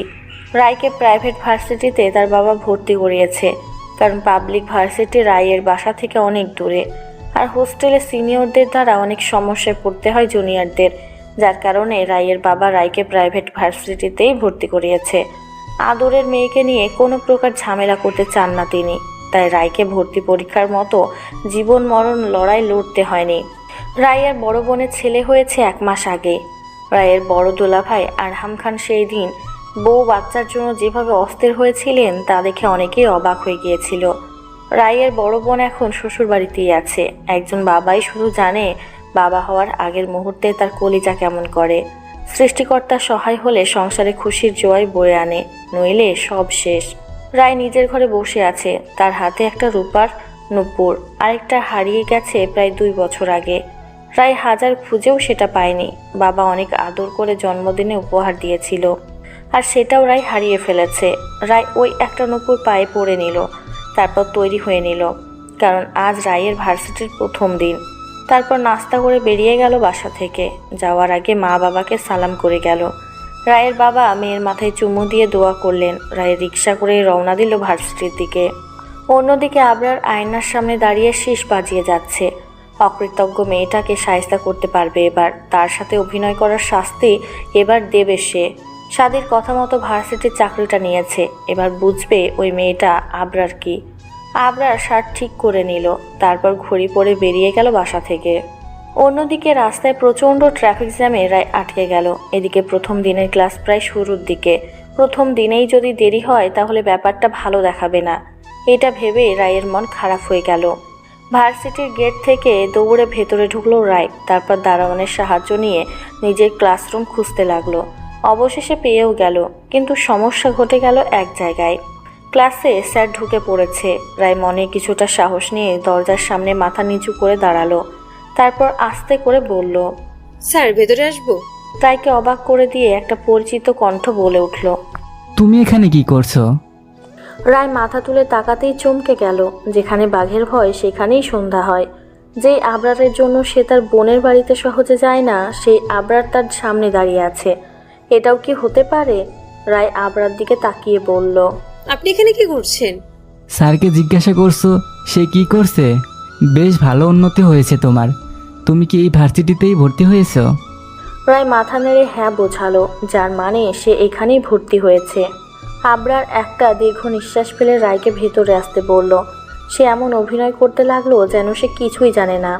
তারপর থেকে এভাবে রোজ আবরার কাছে রায় বকা খেতে লাগলো, যার মূল কারণ ছিল ঠিকমতো পড়ালেখা না করা আর দেরি করে ক্লাসে যাওয়া, সাথে আবরার দেখানো ভয় তো আছেই। আর এভাবেই দিন পেরিয়ে যেতে লাগলো। বর্ষাকাল চলছে। আজকের আকাশ বেশ মেঘলা। রায় নিজের সাথে ছাতা নিয়ে আসেনি, আজকে একটু দেরি করে ছুটি হয়েছে। রায় রাস্তার পাশে দাঁড়িয়ে আছে, বাসায় যাওয়ার মতো কোনো কিছুই পাচ্ছে না, তাই অসহায় মুখ করে দাঁড়িয়ে আছে। তখনই আবরার তার সামনে বাইক নিয়ে আসে। রায় এক পলক তাকিয়ে আবার অন্য দিকে তাকায়।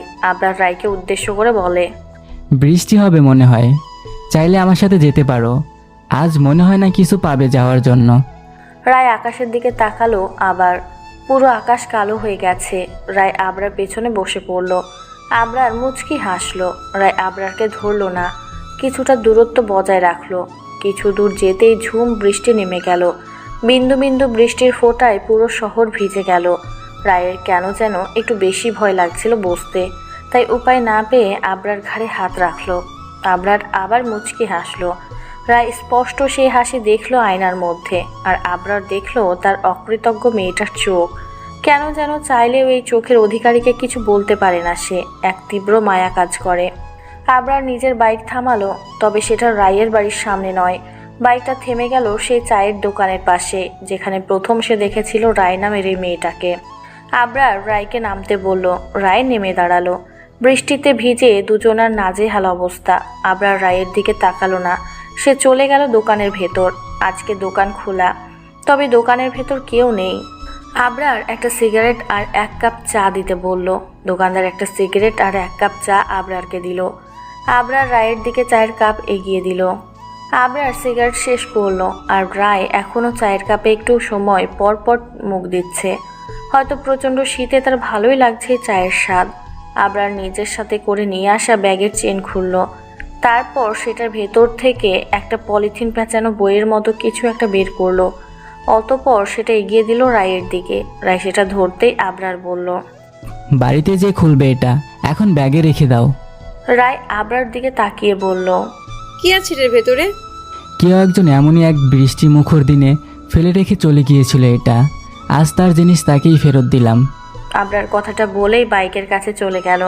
রায় ব্যাগের ভেতর পলিথিন মোড়ানো জিনিসটা রেখে আবার আবরার পেছনে যেয়ে বসলো। তারপর দুজনে এগিয়ে গেল বৃষ্টি সিক্ত রাস্তা দিয়ে। রায় বাসায় এসে আগে ফ্রেশ হয়ে নিল। আবরার যে তাকে পৌঁছে দিয়ে গেছে এটা কাউকে বলেনি সে। রায় ফ্রেশ হয়েই আবরার দেওয়া জিনিসটা বের করলো। তারপর পলিথিনের ভেতর থেকে সেটা বের করতে রায় খুশি হয়ে গেল। আরে এটা তো তার ডায়েরি, এখনো কত সুন্দর আছে। রায় ডায়েরির ভেতরে যে নিজের ছবিটা খুঁজতে লাগলো, কিন্তু ছবিটা নেই। এছাড়া সব ঠিক আছে। সেই দিনের পর আবরার রায়ের সাথে তেমন কথা বলেনি, কেমন যেন রায়কে এড়িয়ে চলেছে। কিন্তু রায় আবরারকে ফলো করতো সব সময়। আগের মতো আর রাগ দেখায় না আবরার। রায় ক্লাসে বসে একা একা বলল, আগে আপনার স্যার আমাকে দেখলেই বকা দিত, একটা না একটা ভুল ঠিক ধরতো, কিন্তু ইদানিং কেমন অচেনা মানুষের মতো আচরণ করছে। এটা আমার একদম ভালো লাগছে না। তবে উনি পড়ানোর ফাঁকে আমার দিকে এক সূক্ষ্ম নজরে নিক্ষেপ করেন, যেটা আমি খেয়াল করেছি বহুবার। আজকাল তার শাসনগুলো বড্ড মিস করছি। কেন যেন তার শাসনগুলো আবার পেতে ইচ্ছে করছে। তার কথা মতো ভুলগুলো শুধরে নিতে মন চাইছে। কেন যেন হাজারটা ভুল শুধরে তার পথে হাঁটতে চাইছে মন। ক্লাস শেষ হতেই আবরার পেছনে বেরিয়ে পড়ে রায়। আবরার ভার্সিটি থেকে বের হয়ে বাইকের কাছে চলে যায়। ঠিক তখনই রায় পেছন থেকে বলে, স্যার ডায়েরিতে আমার ছবিটা নেই কেন? উনি পেছনে ফিরে তাকালেন, কেমন যেন ভ্রুকুচকে তাকিয়ে আছে আমার দিকে। কিছুক্ষণ তাকিয়ে থেকে বললেন, তোমার ছবি কোথায় তা আমি কি করে জানবো? আমি যেমনটা পেয়েছিলাম ঠিক সেইভাবেই দিয়েছি। আর ওই দিন তুমি আমাকে মিথ্যা বলে যেই কষ্ট করিয়েছো, তার জন্য এখনও অনেক শাস্তি তোমাকে পেতে হবে। এখন বাড়িতে যাও। রায় আবরার কথায় পাত্তা দিল না। রাস্তার ফুটপাত ধরে হেঁটে যেতে লাগলো। রাগ হচ্ছে তার আবরার উপর। বদলোকটা সব সময় এমন তেড়া কথা বলে, কখনো একটু ভালো ব্যবহার করে না। রায় আকাশ পাতাল ভেবে যাচ্ছিল, কিন্তু হঠাৎ কেউ একজন রায়ের কনুই ধরে টান দিল। রায় কিছু বলার আগেই আবরার বলল, এখন আবার ঢং করে চিৎকার করো না, ছুটি হয়ে গেছে। আর তুমি রাস্তায় দাঁড়িয়ে বকবক করছো, আবার রাগ করছো। তোমাকে এমনি এমনি আমি বোকা বলি না। আবরার রিক্সা ডাকলো। তারপর রায়কে রিক্সায় তুলে দিয়ে নিজের পকেট থেকে মানিব্যাগ বের করলো।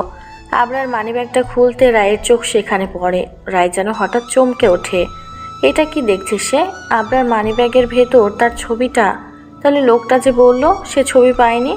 আবরার রিক্সাওয়ালাকে টাকা দিয়ে চলে যাচ্ছিল। ঠিক তখনই রায় রিক্সা থেকে নেমে আবরারকে বলল, আমার ছবিটা আপনার কাছে কি করছে বিআই সাহেব? আবরার যেন থমকে গেল। রায় কখনো তাকে স্যার ছাড়া অন্য কিছু বলেনি, তবে আজ কেন অন্য নাম? এতক্ষণে রায় আবরার কাছে চলে এসেছে। রায় আবরার কাছে এসে বলল, আজকাল অপছন্দের মানুষের ছবিও বুঝি যত্ন করে রাখা হয়? তা কবে থেকে রাখা হচ্ছে আমার ছবিটা? আবরার জবাব দেয় না। সে নিজের দৃষ্টি লুকাতে ব্যস্ত হয়ে পড়ে। মানিব্যাগটা পকেটে রেখে আবরার বলে, আমাকে যেতে হবে এখন, পরে কথা হবে। আবরার বাইক চালিয়ে খুব দ্রুত স্থান ত্যাগ করে, তবে বেশি দূরে যায় না। কিছুটা পথ চেয়ে থেমে যায় সে। তারপর আড়াল থেকে রায়কে দেখে চুপি সারে। সে চাইলেও এই মেয়েটার থেকে দূরে যেতে পারে না, আবার মনের কথা বলতেও পারছে না। তবে এই মেয়ের হাতে তার মরণ আছে নিশ্চিত। অকৃতজ্ঞ মেয়েটা যেই দিন থেকে তার জীবন এসেছে সেই দিন থেকে তার ঘুম নিয়ে পালিয়েছে। এখন জীবনটা নিয়ে মনে হয় শান্ত হবে। রায় মন খারাপ করে চলে যায়। আবরার দূর থেকে রায়কে দেখে তার মুচকি হাসে। আজকাল মেয়েটা তার প্রতি অভিমান করে। আবরার আকাশের দিকে তাকিয়ে দীর্ঘ নিঃশ্বাস নেয়। হোক না কিছু ভালোবাসার শুরু, অভিমান থেকে ক্ষতি কি তাতে? সারাদিনের ক্লান্ত শরীরে রায় বাসায় প্রবেশ করে। রায় বাসায় এসেই অবাক হয়ে গেল। তাদের বাসায় আজ অনেক মেহমান এসেছে। তার বড় ভাইয়ের শ্বশুর বাড়ি থেকে লোকজন এসেছে। রায়কে দেখেই তার বড় ভাইয়ের শাশুড়ি হেসে বললেন, বিআই সাহেব ওই তো চলে এসেছে রায়, এবার আমরা বাকি কাজটা শেষ করে ফেলি। রায়ের কথার আগা মাথা কিছুই বুঝলো না, তাই হাবলার মতো দাঁড়িয়ে রইল। রায়ের কাছে তার ভাবির মাকে একদম ভালো লাগে না। রায়ের দিকে কেমন কড়া নজরে তাকায় সব সময়। তবে আজ এত হেসে কথা বলার কারণ বুঝতে পারছে না। তার পাশেই বসে আছে রনি। রায়ের ভাবির ভাইয়ের নাম রনি। ছেলেটা খুব একটা ভালো না। তার চোখের নজর রায়ের কাছে সুবিধার মনে হয় না, তাই অনেকটা দূরত্ব রেখে চলে সব সময়।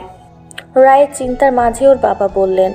রায়ের বাবা মেয়েকে নিয়ে নিজের ঘরে গেলেন, তারপর মেয়েকে বললেন, আমি আমার মেয়ের মত ছাড়া নতুন কোনো আত্মীয়তা করব না। আমার মেয়ে যদি হ্যাঁ বলে তবেই আমি মত দেব। তাই আমি আগে আমার মেয়ের সাথে কথা বলতে চাই। তোমার বড় বাবির বাড়ির থেকে লোকজন এসেছে, তারা রনির সাথে তোমার বিয়ে দিতে চান। যদিও আমার রনিকে তোমার জন্য পছন্দ না, তোমার বাইরেও কেউ রাজি নয় মা। এক কথায় আমরা কেউ রাজি নই। আর এর আগেও নাকি রনি তোমার সাথে বাজে আচরণ করেছে, যা তোমার মা আমাকে সবই বলেছে। তাই এমন একটা ছেলের হাতে বাবা হিসাবে তোমাকে আমি তুলে দিতে পারি না। তবুও তোমার সিদ্ধান্তকে আমি গ্রহণ করব। তুমি কি রনিকে পছন্দ করো মা? বয়ের কিছু নেই। আমাকে বাবা হিসাবে নয়, তোমার সত্যিকারের একজন বন্ধু হিসাবে বলতে পারো। রায়ের চোখে পানি চলে আসে। রায় নিজের বাবার হাত জড়িয়ে ধরে, তারপর কাঁদতে কাঁদতে বলে, আমি রনি ভাইকে বিয়ে করব না বাবা, তাকে আমার একদম ভালো লাগে না। রায়ের বাবা মেয়ের মাথায় হাত বুলিয়ে দেন, তারপর ঘর থেকে বের হয়ে যান। রায় দরজার কাছেই দাঁড়ানো থাকে। রায় দরজার উপাশে থাকা তার বাবার কণ্ঠ শুনতে পায়। আমার মেয়ে এই বিয়েতে রাজি নয় বেআইন। আর তাছাড়া রনি বয়সের সাথে রায়ের অনেক পার্থক্য। রনি এখনও বেকার, তাই নিজের মেয়েকে এখানে বিয়ে দিতে আমি রাজি নই। রনির বাবা চিৎকার করে ওঠে। রায়ের বাবার দিকে তাকিয়ে বলে, আপনার মেয়েকে দেখেছেন? কে বিয়ে করবে অমন কালো মেয়েকে? ভাগ্য ভালো আমরা এসেছিলাম, দেখবো কোন রাজপুত্র আসে। রায়ের চোখে পানি জমা হয়। এই গায়ের রঙের জন্য লোকের কম কথা তাকে শুনতে হয়নি। সৃষ্টিকর্তাই যদি কালো রং দেন, তাহলে বান্দার কি করার আছে? অপরদিকে রায়ের ভাবি নিজের ঘরে ঢুকে দরজা লাগিয়ে দেন। সেই দিন আর কেউ কারোর সাথে কথা বলেনি। রায় নিজেও মনমরা হয়ে গেছে, তাই সে নিজেও ঘর থেকে বের হয়নি। রাতেও কেউ তেমন খায়নি। তবে রাতে বড় ভাইয়ের ঘরে কথা কাটাকাটি হয়েছে, এটা সবাই লক্ষ্য করেছে। এমনটা প্রায়ই হয়, তবে কী নিয়ে কথা কাটাকাটি হয় তা কেউ জানে না। রায়ের ভাই ভাবি কাউকে এই ব্যাপারে বলে না। আজ রায়ের ভার্সিটি নেই, সে নিজের ঘরে বসে পড়ছে। তার মা ভাবি ঘরের কাজ করছে, বাবার ভাইয়েরা টিভি দেখছে। এমন সময় কলিং বেলের শব্দ হলো। বাড়ির কাজের লোক ফুলি দরজা খুলেই বলল, খালু দেখে যান, জেরিনা ভাই আইসে। রায়ের বাবা দরজার কাছে যেতেই দেখলো জেরিন তার শ্বশুরবাড়ির সবাইকে নিয়ে এসেছে। রায়ের বাবা সবাইকে ভেতরে আসতে বললেন। রায়ের মা সবার জন্য নাস্তা বানাতে শুরু করলেন। কিন্তু হঠাৎ তাদের এভাবে আসার কারণ রায়ের বাসার কেউ বুঝলো না। রায় সবার সাথে হাসি মুখে কথা বলল, কিন্তু আবরার রায়ের দিকে তাকালো না।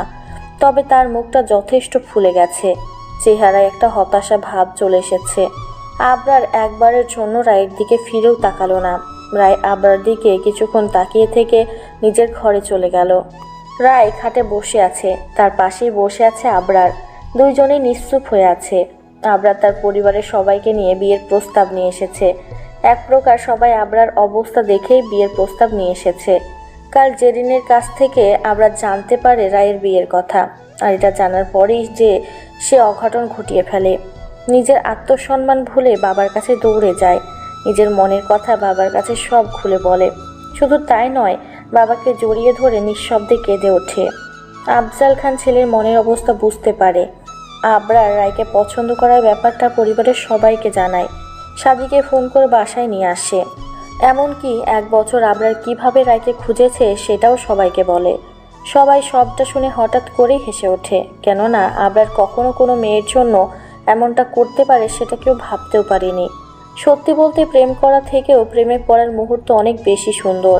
সবটা শোনার পর আবরার পরিবারের সবাই সকাল হতেই রওনা দেয় রায়ের বাসায়। রায় যখন জানতে পারলো আবরার তার পরিবার নিয়ে এসেছে বিয়ের কথা বলতে, তখন রায় স্তব্ধ হয়ে গিয়েছিল। এখন আবরার আর রায়কে আলাদা করে কথা বলতে একটা রুমে বসানো হয়েছে। রায় কিছু বলার সাহস পাচ্ছে না। আবরার মাথা তুলে একবার রায়ের দিকে তাকালো, তারপর বলল, জানো রায়, তোমাকে প্রথম যেদিন দেখেছিলাম ওই দিন আমার মনের মধ্যে এক শূন্য টান অনুভব করেছিলাম। যখন তুমি বলেছিলে তোমার পায়ে ব্যথা, ওই সময় কেন জানি না আমি তোমার জন্য ছুটে গিয়েছিলাম। ফিরে যখন দেখলাম তুমি নেই, তখন আমি আমার হৃদয়ে প্রচণ্ড ব্যথা অনুভব করেছি। কিন্তু ভাগ্য মনে হয় আমার সাথেই ছিল, তাই যাওয়ার আগে তোমার ডায়েরিটা ফেলে রেখে গেলে। তোমার ছবিটা দেখে আমার রোজ সকাল শুরু হতো। তুমি জানো তোমার জন্য আমি কতবার ওই চায়ের দোকানে গিয়েছিলাম, একটা সময় সাদির জন্য পেয়েও পেলাম না তোমাকে। কিন্তু তখন আমি জানতাম না এই শূন্য অনুভূতির নাম কি। আমি শুধু জানতাম তোমাকে আমার দরকার। দিন শেষে সেই অকৃতজ্ঞ মানুষটা আমার দরকার। দিন শেষে সেই তামাটে বর্ণা কন্যাকে আমার দরকার। আবরার রায়ের সামনে বসে অনুমতি না নিয়ে রায়ের হাত দুটো ধরে বলে, আমি জানি না আমাদের সূচনা কেমন ছিল, কিন্তু আমাদের উপসংহার যেন সুখের হয়। আমি জানি না তোমার সাথে আর কখনো বৃষ্টি স্নাত দিনটা কাটাতে পারবো কি না। শুধু চাই প্রথম শ্রাবণের দিনটা যেন রয়ে যায় হৃদয়ের মাঝে। আমি জানি না আমাদের কখনো বিচ্ছেদ হবে কি না, শুধু জানি কখনো বেইমানি করব না। আমাকে বিয়ে করবে রায়? কথা দিচ্ছি কখনো ছেড়ে যাব না। সবার মতো ভালোবাসি বলবো না, সবার মতো আগলে রাখতেও চাইবো না। শুধু বলবো তোমার ছায়াসঙ্গী হতে চাই, তোমার হারিয়ে যাওয়া খুশিগুলো উপহার দিতে চাই, তোমার মেঘলা আকাশের চাঁদ হতে চাই, তোমার গানে সুর হতে চাই, সবশেষে আমি তোমার হতে চাই। রায় আবরার দিকে তাকিয়ে আছে। মানুষটার মনের মধ্যে এত অনুভূতি জমে আছে তার জন্য। দূর থেকেও কি এত ভালোবাসা যায়? ভালোবাসি না বলেও কি তবে ভালোবাসা যায়? রায় ভাষা খুঁজে পায় না। আবরার নিজের পকেটে হাত দেয়, তারপর কিছু একটা বের করে বলে, সবার মতো দামি রিং দিয়ে বিয়ের জন্য প্রপোজ করব না। তোমার হারিয়ে ফেলা ছোট একটা খুশি ফেরত দিয়েই না হয় তোমার কাছে আমাকে চাইবো। যদি আমাকে গ্রহণ করো তাহলে এটা তোমার, আর যদি আমাকে নিরাশ করো তাহলে তোমার এই ছোট জিনিসটা নিয়ে আমি চলে যাব। এবার বলো, আমাকে বিয়ে করবে? রায়ের কি হলো সে নিজেও জানে না। আবরার চোখের দিকে তাকিয়ে হ্যাঁ বলে দিল। আবরার এক মুহূর্ত অপেক্ষা করলো না, নিজের হাতের মুঠ খুলে দিল। হাতের মুঠ খুলতে রায় চমকে গেল। তার হারিয়ে যাওয়া সেই নুপুরটা। আবরার নুপুরটা রায়ের পায়ে পরিয়ে দিল। তারপর রায় কিছু বলার আগেই আবরার রায়ের মাথায় এক গভীর চুম্বন দিল। তারপর ঘর থেকে বেরিয়ে যায়। এত তাড়াতাড়ি আবরারকে বের হতে দেখে সাদি বলে, আবরার রায় কি বললো তোকে? আবরার মুচকি হাসলো, তারপর সবার দিকে তাকিয়ে বলল, আলহামদুলিল্লাহ। সবাই যা বোঝার বুঝে গেছে। অবশেষে আবরার সাথে রায়ের বিয়ে ঠিক হয়েই যায়। আর আবরারকেও রায়ের পরিবারের সবার বেশ পছন্দ ছিল, শুধু রায়ের রাজি হওয়ার অপেক্ষাতে তারাও ছিল। এভাবেই দিন যেতে লাগলো, আর দিনকে দিন আবরার শাসন যেন বেড়েই গেল। রায়ের কাছে আবরার এই শাসন ভালোই লাগে। মুখে বলবে না ভালোবাসি, কিন্তু তবুও ভালোবাসা দিয়ে আগলে রাখবে লোকটা তাকে। রায়ের পরীক্ষা শেষ হয়েছে কিছুদিন আগে, তাই সে এখন ফ্রি আছে। বেশ ভালোই যাচ্ছে তার দিনকাল। রাত ঘড়িতে 11টা বাজে। হঠাৎ করে রায়ের মা ঘর থেকে বের হয়ে চিৎকার করে ছেলে মেয়েদের ডাকতে থাকেন। মায়ের চিৎকার শুনে ছেলে মেয়ে ঘর থেকে বের হয়ে আসে। রায়ের মা বড় ছেলের কাছে যেয়ে কাঁদতে কাঁদতে বললেন, তোমার বাবার কি যেন হয়েছে, বুকে নাকি ব্যথা করছে, এখন শ্বাস নিতেও পাচ্ছে না। একটু দেখ না বাবা কি হয়েছে। রায়ের বড় ভাই দৌড়ে বাবার কাছে যান। গিয়ে দেখে তার বাবার শরীর ভালো না, আস্তে আস্তে শ্বাস নিচ্ছে। রায়ের বড় ভাই বাবাকে আগলে ধরলো, তারপর মেজো ভাইকে বলল, মেঝো, তাড়াতাড়ি অ্যাম্বুলেন্স কল কর, বাবার অবস্থা ভালো না। রায়ের বাবাকে হাসপাতালে নেওয়া হয়। রায়ের বাবা হার্ট অ্যাটাক করেছে, কিন্তু তাড়াতাড়ি হাসপাতালে নিয়ে আসার কারণে বড় কিছু হয়নি। 1 মাস পার হয়ে গেছে। রায়ের বাবা এখন সুস্থ। রায়ের পরিবারে এখন আর তেমন সমস্যা নেই। অপরদিকে রায় যেন দিনকে দিন আবরার প্রতি মুগ্ধ হতেই লাগলো। ভালোবাসি না বলেও এত ভালোবাসা যায় তা আবরারকে দেখলে সে কখনো জানতো না। লোকটা তার সব সমস্যার কথা না বলতেই বুঝে যায়, অথচ এমন একটা ভাব করে যেন তাকে চেনেই না। মানুষের সামনে সামান্য পাত্তা দেয় না, তবুও রায় ভালোবাসা খুঁজে নেয় মানুষটার মাঝে। এভাবেই হাসি খুশিতে পেরিয়ে গেল 2টা বছর, আর আবরার সাথে রায়ের বিয়েটা এগিয়ে এলো। রায়ের পরীক্ষার সামনে আবরার তাকে বড্ড বকা দেয় পড়াশোনার জন্য। দিনকে দিন যেন অধিকার ফেলছে রায়ের উপর। মাঝে মাঝে আবরারকে তার বড্ড বিরক্ত লাগে। এমনকি ভার্সিটির অনেকেই এখন আবরার আর রায়ের বিয়ের ব্যাপারে জানে। আবরারের বাড়িতে রায়ের জন্য কেনাকাটা শুরু হয়ে গেছে। রায়ের অনার্স 3য় বর্ষের পরীক্ষার পরে বিয়ে। রায়ের প্রস্তুতি বেশ ভালো। হঠাৎ করে একদিন রাতে রায়ের ফোন বন্ধ পেল আবরার। এদিকে তার ভাবি আবারও প্রেগনেন্ট, আর বড় ভাই আরহাম দেশের বাহিরে। আবরার সেই দিন রাতে বারবার কল করেও রায়কে পায়নি, আর তার 2 দিন পরে জানতে পারে রায়ের অপরাধের কথা। আবরার অতীত থেকে ফিরে আসে। ফজরের আজান শুরু হয়েছে। আবরার ওযু করে নামাজ পড়ে নেয়, তারপর বাসা থেকে বেরিয়ে যায়। উদ্দেশ্য রায়ের বাড়িতে যাওয়ার, যেন সকালের জন্যই সে অপেক্ষা করেছিল। চারিদিকে কেউ নেই। জনশূন্য রাস্তায় আবরার এগিয়ে চলল প্রিয়তমার খোঁজ জানতে। আবরার বাইক এসে থামলো রায়ের বাড়ির সামনে। আবরার রায়ের বড় ভাইকে কল করলো আর দরজা খুলতে বলল। এত সকালে আবরার আগমনে রায়ের ভাই কিছুটা অবাক হলো, তবুও কিছু বলল না। বর্তমানে আবরার বসে আছে রায়ের বাবার কাছে। আবরার তার হাত ধরে বলল, চাচ্চু, আপনি দয়া করে বলুন রায় কোথায় আছে? আমি রায়ের সাথে একটু কথা বলতে চাই। আমি ওর মুখ থেকে সবটা শুনতে চাই। রায়ের বাবা অসহায়ের মতো আবরার দিকে তাকালেন। ছেলেটা তার মেয়ের এত বড় অপরাধের কথা জেনেও পাগলের মতো করছে। রায়ের বাবা মাথা নত করে বললেন, আমি জানি না বাবা, রাই কোথায় আছে। ওর সাথে এখন আর আমাদের যোগাযোগ নেই। আবরার হতাশ হয়ে গেল। চোখের কোণায় পানি টলমল করে উঠল। আবরার মাথা নত করে উঠে দাঁড়ালো। তারপর আর কথা না বলে বাসা থেকে বেরিয়ে গেল। সকাল 10টা বাজে। রায় নিজের জামা কাপড় গুছিয়ে রাখছে। পাশেই সাইমা বর্ষা। সাইমা রায়কে বলল, কি রে, এখন কি করবি? সামনে তো পরীক্ষা, পরীক্ষার ফি চলে এসেছে। এখন যদি ঠিক মতো না পড়িস তাহলে পরীক্ষা খারাপ হবে। তোর ভাইয়াকে আমি তোর ব্যাপারে বলেছি, সে পরীক্ষার টাকা নিয়ে চিন্তা করতে না করেছে। এখন জামা কাপড় গুছিয়ে নে, তারপর নাস্তা করবো দুজন। রায় কাপড় গুছিয়ে রাখতে ছিল। হঠাৎ ওর চোখ পড়ল ব্যাগের ভেতর। রায় হাত বাড়াতেই দেখলো তার শখের মোবাইল ফোনটা। এটা তার বড় ভাই কিনে দিয়েছিল। রায় মোবাইলটা দেখেই খুশি হয়ে গেল। কত আনন্দের মুহূর্ত আছে এই ফোনে। রায় মোবাইলটা খুলল। মোবাইল খোলার কিছুক্ষণ পরেই কিছু মেসেজ এলো ফোনে। রায় মেসেজগুলো ওপেন করতেই অবাক হয়ে গেল। খুবই পরিচিত 2টা নাম্বার থেকে মেসেজগুলো এসেছে। একটা নাম্বার আবরার। পাগলের মতো একের পর এক মেসেজ দিয়েছে। রায় মেসেজগুলো পড়ে খুশিতে কাঁদতে লাগলো। লোকটা আসলেই পাগল। রায় অপর নাম্বার থেকে আসা মেসেজগুলো পড়তে লাগলো। এবার আর খুশির ঝলক তার চোখে ধরা পড়ল না। তাই ধপ করে নিচে বসে পড়ল। রায় মেসেজগুলো পড়ে কষ্টে কাঁপতে লাগলো। মেসেজে স্পষ্ট লেখা, আবরার বিয়ে ভেঙে দিয়েছে। আজ সকালেই নাকি সব সম্পর্ক শেষ করেছে। রায় নিজের মাথা ধরে ফ্লোরে বসে রইল। সাইমা এসে রায়কে বলল, রায় কি হয়েছে? রায়ের চোখে পানি। রায় সাইমার দিকে তাকিয়ে হাউমাউ করে কেঁদে উঠল। তারপর বলল, আমার শেষ বর্ষাটা এবার শেষ হয়ে গেল সাইমা। আবরার স্যার বিয়ে ভেঙে দিয়েছে। আমি এখন কাকে বলবো আমার কথাগুলো? আমি এখন তার সাথে কথা বলবো? সাইমা রায়কে সান্ত্বনা দিয়ে বলল, মাথা ঠান্ডা কর রায়, দেখবি সব ঠিক হয়ে গেছে। এখন ঠান্ডা মাথায় কাজ কর। রায় ফোনটা হাতে নিল। তারপর যেই নাম্বার থেকে মেসেজগুলো এসেছে সেই নাম্বারে কল দিল। কল রিসিভ হলো না। রায় ফ্লোরের উপর বসে রইল। প্রায় 10 মিনিট পর ওই নাম্বার থেকে কল এলো। রায় অপেক্ষা করলো না, ফোনটা রিসিভ করলো সাথে সাথে। তারপর আবার কাঁদতে কাঁদতে বলল, আপনারা কি সত্যি বিয়ে করবে না আমাকে? সত্যি করে বল না প্লিজ, আমি সহ্য করতে পারছি না। রায় কথাগুলো বলে আবার কাঁদতে লাগলো। ওই পাশের কথা সাইমা শুনতে পেল না। তবে কিছু সময় পর রায় বলল, আমি সাইমার বাড়িতে আছি, এখনই কিছুদিন থাকবো। অতঃপর ওই পাশের কথা শুনে রায় বলল, কি বাবা অসুস্থ? তোমরা বাবাকে ডাক্তারের কাছে নিয়ে গেছো? হ্যাঁ, বিশ্বাস করো আমি কখনো বাবার সামনে যাব না। বাবা ভালো থাকো, আমি যাব না আর তার কাছে। আমি কাউকে কিছুই বলবো না। তুমি শুধু বাবার একটু খেয়াল রেখো, আমি আর কিছুই চাই না। রাত ঘড়িতে 10টা। আবাসিক এলাকা, তাই মানুষের চিৎকার চেঁচামেচির আওয়াজ নেই। তবে কিছু সময় পর পর কুকুরের আওয়াজ শোনা যাচ্ছে। রায় স্বাভাবিক হতে পারছে না।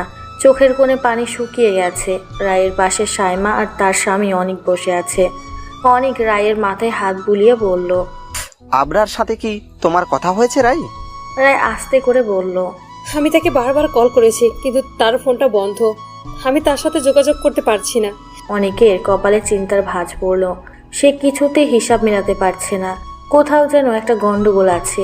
অনেক বলল, আমি কি একবার কথা বলবো আবরার সাথে, যদি তার মন একটু গলাতে পারি?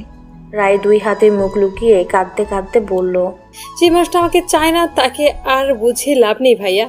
মানুষটা এখন আর আমার নেই। অনেকের বড্ড কষ্ট হতে লাগলো এই মেয়েটার জন্য। নিজের চোখের সামনে এই মেয়েটার এমন পরিণতি মানতে পারছে না সে। অনেক রায়ের মাথায় হাত বুলিয়ে বলল, রাই, চিন্তা করো না, সব ঠিক হয়ে যাবে। এখন আর কাউকে নিয়ে তোমায় ভাবলে চলবে না। মন দিয়ে পরীক্ষা দিতে হবে। আমি সব ব্যবস্থা করব। রায় 2 হাতে চোখের পানি মুছে নিল। রায় ভালো করেই জানে অনেক তাকে সহানুভূতি দেখাচ্ছে। সত্যিটা হলো আর কখনো কিছু ঠিক হবে না, সে চাইলেও আর ঠিক হবে না। রায় অসহায় চোখে অনিকের দিকে তাকিয়ে বলল, অনের বোঝা হয়ে তো কম থাকলাম না, অনেক টাকায় তো কম সুখ করলাম না। এবার হয়তো আমার নিজের কিছু করা উচিত। আমি আর কারো বোঝা হয়ে থাকতে চাই না। আপনি বরং আমাকে একটা কাজের ব্যবস্থা করে দিন, আমি কাজ করে নিজের সব চাহিদা মিটিয়ে নেব। রায়ের কাছ থেকে এমন কথা যেন অনেক আশা করেনি। সে অনেকটা অবাক হয়ে গেল রায়কে দেখে। অনেক রায়কে অবাক হয়ে বলল, তুমি কাজ করবে রাই? এটাও কি সম্ভব? কেন সম্ভব নয় ভাইয়া? একটা 7 বছরের বাচ্চা যদি রাস্তায় ফুল বিক্রি করতে পারে, একটা বাচ্চা যদি নিজের পেট চালাতে হোটেলে কাজ করতে পারে, একটা বাচ্চা যদি রাস্তায় ঝালমুড়ি বিক্রি করে সংসার করতে পারে, একজন বৃদ্ধ বাবা যদি রিক্সা চালিয়ে সন্তানের চাহিদা পূরণ করতে পারে, তাহলে আমি কেন পারবো না ভাইয়া? আপনি দয়া করে আমাকে একটা কাজের ব্যবস্থা করে দিন। রায়ের কথার পরে অনিক আর সাইমা কোনো কথা খুঁজে পেল না। অনেক কিছু একটা ভেবে বলল, 2 দিন আগে আমি একটা চাকরির বিজ্ঞপ্তি দেখেছিলাম। সেখানে খুব একটা যোগ্যতা লাগবে না, কম্পিউটারে বেশ ভালো দক্ষতা থাকলেই হবে। তুমি তো কম্পিউটারে বেশ ভালো, আর তুমি তো ইন্টার পাস করেছো। তুমি যদি বলো তাহলে পেপার চেক করি। রায় সহমত পোষণ করে বলল, যত তাড়াতাড়ি সম্ভব যোগাযোগ করুন। আমার এখন কাজ খুব দরকার ভাইয়া, আমাকে একটু সাহায্য করুন। আমি ঘরে যাব, কিচ্ছু ভালো লাগছে না আমার। রায় নিজের ঘরে চলে গেল। কেন যেন কারোর সাথে কথা বলতে তার ইচ্ছে করছে না, বড্ড একা থাকতে ইচ্ছে করছে। অন্যদিকে সারাদিন রায়কে খুঁজে আবরার ক্লান্ত। সারাদিন কিছু খায়নি সে। রায়ের প্রায় পরিচিত সকলের বাসায় এসে গেছে, কিন্তু কোথাও খুঁজে পায়নি। আবরার ক্লান্ত শরীরে বাড়িতে এসে ঢুকতেই আফজাল খানের সামনে পড়ল। বাবার চোখের দিকে তাকিয়ে আবরার অনেক কিছু বুঝে গেল। আফজাল খান যে তার উপর রেগে আছে তা সে জানে। আবরার একবার বাবার দিকে তাকিয়ে নিজের ঘরের দিকে পা বাড়ালো। ঠিক তখনই আফজাল খান বলল, ওই মেয়েটার জন্য আজ সারাদিন তুমি বাইরে ছিলে আবরার। সেই মেয়েটা এত বড় অপরাধ করলো, তুমি তার হয়ে এখানে সেখানে যাচ্ছ। ব্যাপারটা কি হাস্যকর নয়? আবরার বাবার দিকে তাকিয়ে দমে গেল, মাথা নিচু করে বলল, বাবা, আমি একবার রায়ের মুখ থেকে সবটা শুনতে চাই। ও যদি সত্যি এই কাজ করে থাকে তাহলে তোমাদের বলতে হবে না, আমি নিজেই তার থেকে সরে আসব। তোমাদের রায়কে অপছন্দ ছিল, আর এর কারণ সে কালো। তোমরা মুখে আমাকে না বললেও আমি বুঝি। তবে এইবার যদি তার মনটা কালো বের হয় তাহলে আমি নিজেই সবটা শেষ করে দেব। আবরার নিজের ঘরে চলে গেল। আফজাল খান সোফায় বসে পড়লেন। বড় ছেলে আরহামকে জেরিন সব খুলে বলেছে। আরহাম দেশে এসেই নাকি রায়ের বিরুদ্ধে থানায় মামলা করবে। একদিকে বড় ছেলে, অন্যদিকে মেজ ছেলে। আফজাল খান মাথায় হাত দিয়ে বসে রইলেন, কেননা তার হাতেও এখন আর কিছু নেই। রায় যেই কাজটা করেছে তা ক্ষমার অযোগ্য। একটা নির্ঘুম রাত কেটে গেল রায়ের। সারা রাত চোখের পাতা এক করতে পারেনি। না চাইতেও চোখের কার্নিশ পেয়ে পানি পড়েছে বহুবার। হয়তো একের পর এক প্রিয়জন হারানো মানুষগুলো এভাবেই তাদের রাত কাটিয়ে দেয়, নিঃশব্দে নিরালায় নিজেদের কষ্টগুলো ভাগ করে নিঝুম রাতের সাথে। আবারও একটা নতুন সকালের সূচনা হলো। রায় আয়নার সামনে দাঁড়িয়ে তৈরি হচ্ছে। পেপারে দেওয়া ঠিকানা অনুযায়ী ইন্টারভিউ দিতে যাবে। যেহেতু তার এখন একটা কাজ খুব দরকার, তাই রায় আজকেই ইন্টারভিউ দিতে যাবে। অনেকের কাছ থেকে 100 টাকা নিয়েছে গাড়ি ভাড়ার জন্য। নিজের সার্টিফিকেটের কাগজগুলো একটা ফাইলে নিয়ে রায় বেরিয়ে গেল। রায় বাসা থেকে বের হয়েই সামনে হাঁটতে লাগলো। 5 মিনিট হাঁটলেই বাস পাবে সে। এখন আর আগের মতো টাকা খরচ করলে চলবে না। বাসের গরম আর ভিড় সহ্য করেই তাকে যেতে হবে। এখন 1 টাকা রায়ের কাছে 1000 টাকার সমান। রায় হেঁটে চলল 1000 কথা ভাবতে ভাবতে। হঠাৎ একটা কুকুর রায়ের সামনে এসে ঘেউ ঘেউ করতে লাগলো। কুকুরটা যেন রায়কে কিছু বলতে চাইছে। রায় কুকুর খুব ভয় পায়, কিন্তু এই কুকুরটা দেখে একটুও ভয় পেল না। রায়ের মুখে একটু হাসি ফুটে উঠল কুকুরটাকে দেখে। রায় কুকুরটার দিকে তাকিয়ে বলল, কি রে, কেমন আছিস তুই? তোকে না গরম পানি ছুঁড়ে মেরেছিল কেউ? 1 মাস আগেই তো কত অসুস্থ ছিলি তুই। স্যামের বাসায় আসার পথেই তো তোকে রাস্তায় দেখেছিলাম। ইস, কত অসুস্থ ছিলি তুই। 3 দিন এসে ওষুধ লাগিয়ে দিয়েছি তোকে। প্রথম দিন ওষুধ লাগাতে তুই যেভাবে চিৎকার করলি, আমি তো ভয়ে একদম শেষ। তারপর কিন্তু একদম ভালো হয়ে থাকবি। আমি রোজ তোকে খাবার দিতে যেতাম। 4র্থ দিন এসে তোকে আর পাইনি। এখন কেমন আছিস তুই? কুকুরটা রায়ের দিকে তাকিয়ে ঘেউ ঘেউ করে উঠল আবারও। রায় কুকুরটাকে বলল, আমার কাছে আজ বেশি টাকা নেই রে, তোকে আজ আর দামি রুটি কিনে দিতে পারবো না বেকারি থেকে। আজকে বরং চায়ের দোকান থেকে একটা ছোট রুটি কিনে দেই তোকে, চল আমার সাথে। কুকুরটার লেজ নাড়িয়ে রায়ের পেছনে হাঁটতে লাগলো। তারপর রায়ের কিনে দেওয়া 10 টাকা দামের রুটিটা খেতে লাগলো অতি আনন্দে। রায় মুচকি হাসি দিয়ে আবার হাঁটা শুরু করলো। রায় বসে আছে একটা বড় কোম্পানির ভেতর। ম্যানেজার ইন্টারভিউ নিচ্ছে সবার। এক এক করে রায়ের সিরিয়াল চলে এলো। রায় দোয়া দরুদ পড়তে পড়তে ভেতরে ঢুকলো। ভেতরে ঢুকে রায় আগে সালাম দিল। রায়কে ম্যানেজার চেয়ারে বসতে বলল। রায় চেয়ারে বসে নিজের কাগজগুলো এগিয়ে দিল, কিন্তু অদ্ভুত ব্যাপার, লোকটা ফাইল খুলেও দেখলো না। ম্যানেজার বলল, তোমার নাম কি? আমার নাম রাইমা ইসলাম রায়। খুব ভালো নাম। তা এখানে পরিবার নিয়ে থাকো নাকি একা থাকো? একা থাকি স্যার। তোমাকে আমার বেশ পছন্দ হয়েছে, তুমি সব দিক থেকেই ঠিক আছো। আসলে আমরা পত্রিকায় কিছু কম্পিউটারের দক্ষ এমন মানুষ চাকরি নিয়েও বিজ্ঞপ্তি দিয়েছিলাম, যে চাকরিটা মেয়েরা করতে পারবে। আসলে আমরা এমন কোনো কাজে মেয়েদের নেব না, আমরা আসলে অন্য কাজের জন্য মেয়েদের নেব। মানে স্যার, আমি ঠিক বুঝতে পারলাম না। আসলে আমাদের কোম্পানির সাথে বিদেশি কোম্পানির অনেক চুক্তি হয়, অনেক সময় চুক্তিগুলো অনেক কোম্পানি পেয়ে যায়, কিন্তু আমরা চাইছি যে চুক্তিগুলো আমরা পাই। আর বিদেশি লোকেরা বাঙালি মেয়েদের বেশ পছন্দ করে, তাই আমরা কিছু মেয়ে নিয়োগ দেব। মেয়েরা তাদের সময় দেবে একটু, এতে করে তারাও খুশি হবে আর ডিল আমরা পাবো। তার মাঝে মাঝে তোমার বস হিসেবে আমাদেরও সময় দেবে, মাঝে মাঝে ডাক দিলেই চলে আসবে, এছাড়া আর কোনো কাজ নেই। রায় নিচের দিকে তাকিয়ে বলল, আমি কেমনে টাকা পাবো স্যার? লোকটা হেসে বলল, টাকা নিয়ে চিন্তা করো না, একদম রানীর মতো থাকবে তুমি, যখন যা চাইবে তাই পাবে। আর মালিক একবার খুশি হলে তো কথাই নেই, তুমি লালে লাল, তোমার শারীরিক চাহিদাও মিটবে আর টাকাও পাবে। রায় ম্যানেজারের দিকে তাকিয়ে বলল, স্যার, সামনে তো আপনাদের সাথেই কাজ করতে হবে, তার আগে আপনার ব্যবহার একটু জানতে ইচ্ছে করছে স্যার। পরিবারে কে কে আছে আপনার? ম্যানেজার রায়ের দিকে নিজের নোংরা দৃষ্টি নিক্ষেপ করে বলল, এক ছেলে আর এক মেয়ে আছে, আর আমার স্ত্রী আছে। মেয়েটা তো তোমার বয়সী, আর ছেলেটা কলেজে পড়ে। আর বাকি পরিচয় পরে জেনে নিও। রায় অবাক হওয়ার ভান করে বলল, ওয়াও স্যার, আপনার পুরো সুখী পরিবার। তা স্যার, আপনার তো মেয়ে আছে, তাকে এই ভালো চাকরিটা না দিয়ে আপনি অন্য মেয়েরকে অফার করছেন? আজব মানুষ তো আপনি, এটা কিন্তু ঠিক হচ্ছে না স্যার। এই মেয়ে, তুমি কি সব বলছো? আমার মেয়ে কেন এগুলো করবে? রায় হাসতে হাসতে বলল, আরে স্যার, রেগে যাচ্ছেন কেন আপনি? একবার ভাবুন তো, আপনার মেয়ে যদি এই চাকরিটা করে তাহলে প্রতি মাসে লাখ লাখ টাকা পাবে। আপনার বস যদি একবার খুশি